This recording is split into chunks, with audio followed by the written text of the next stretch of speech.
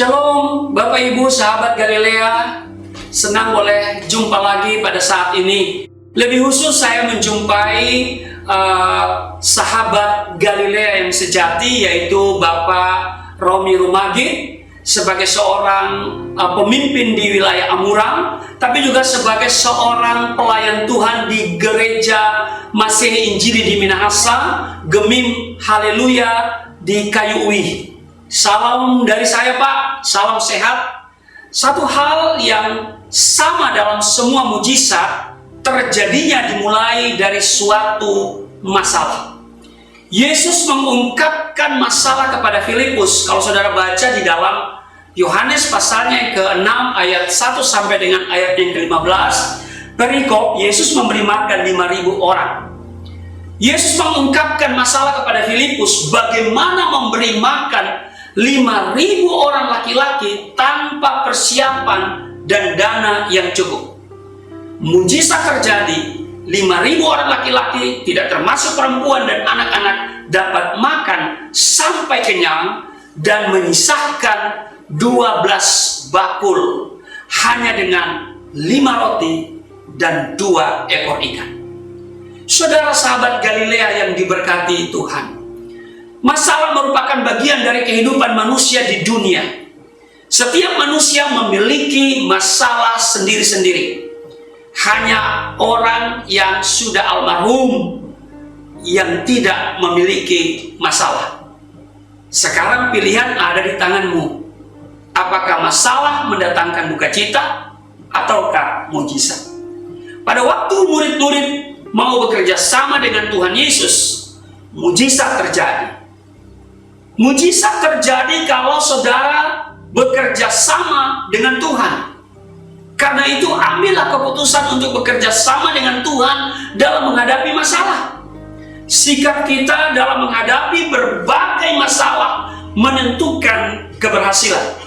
Apakah kita bersikap menyalahkan Tuhan, menyalahkan orang lain, maka buahnya duka cita, bukan mujizat. Sikap yang benar akan mendatangkan mujizat. Kalau kita membaca Alkitab di dalam Mazmur 126 di ayat 5 dan ayat yang ke-6, orang-orang yang menabur dengan mencucurkan air mata akan menuai dengan sorak-sorai.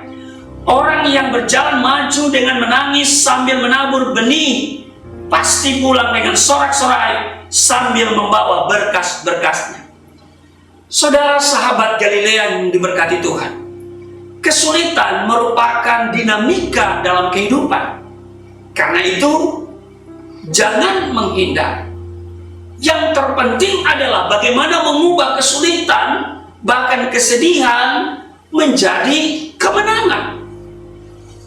Pemazmur mengajarkan saudara dan saya beberapa sikap yang benar saat berhadapan dengan masalah. Yang pertama, berjalan.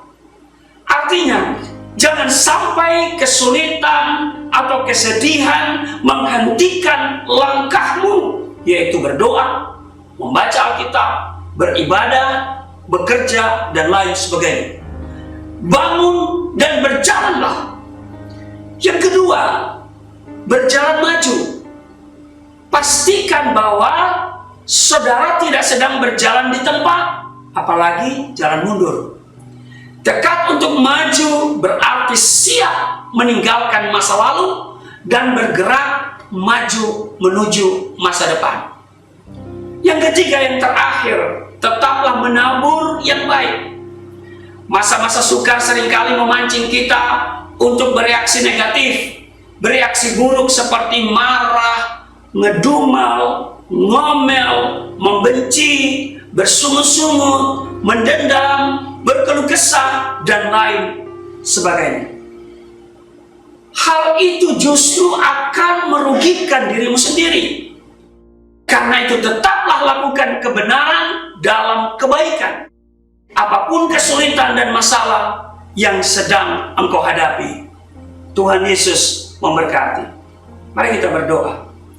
Terima kasih Tuhan, kami boleh belajar dari firman-Mu bahwa mengajarkan kami dalam masalah kami tetap harus berjalan maju dan tetap menabur yang baik.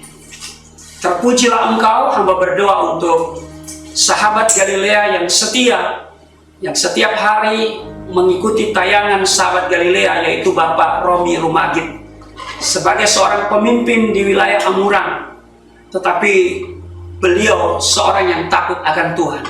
Terus perlengkapi dengan hikmat marifat, supaya dalam menjalankan tugasnya, dia bisa merubah kesulitan menjadi mujizat. Hamba juga berdoa untuk Ibu Teti Paruntu sebagai pemimpin di Minahasa Selatan. Tuhan pakai dengan kekuatan, dengan kuasa yang dari Tuhan. Perlengkapi dia dengan hikmat marifat, sehingga dalam menjalankan roda pemerintahan di wilayah Minahasa Selatan, dia hanya betul-betul bersandar dan mengandalkan Tuhan. Dan izinkan beliau untuk maju di dalam pemilihan gubernur Sulawesi Utara. Biar Tuhan yang angkat dia naik dan bukan turun, menjadi kepala dan bukan ekor. Terus pakai hambamu ini di dalam nama Tuhan Yesus. Haleluya. Amin.